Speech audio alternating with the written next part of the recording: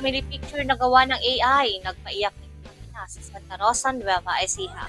Umantig sa puso ng marami ang isang video sa TikTok kung saan binigyan ng isang anak na si Tanye ang kanyang ina ng isang espesyal na sorpresa. Isang family picture na nilikha gamit ng artificial intelligence.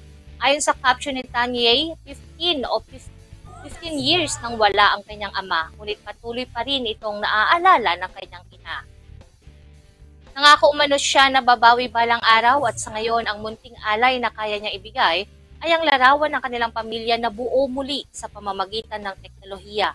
Makikita sa video na tinawag ni Tanye ang kanyang ina upang buksan ang nakabalot na tila kahon lamang. Ngunit nang mabuksan ito at tumambad ang family picture, hindi napigilang maluha ng kanyang ina.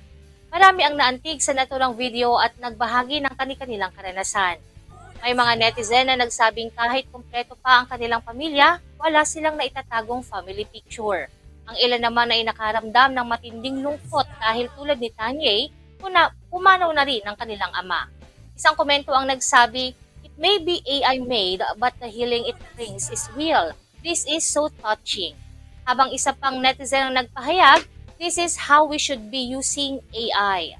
Marami ring nagkomento na sa tulong ng AI, posible palang makita at maramdaman muli sa larawan ang presensya ng mga nawalang mahal sa buhay. May isang netizen ding nagmagandang loob na sagutin ang frame ng larawan, bagay na labis ay pinagpasalamat ng pamilya.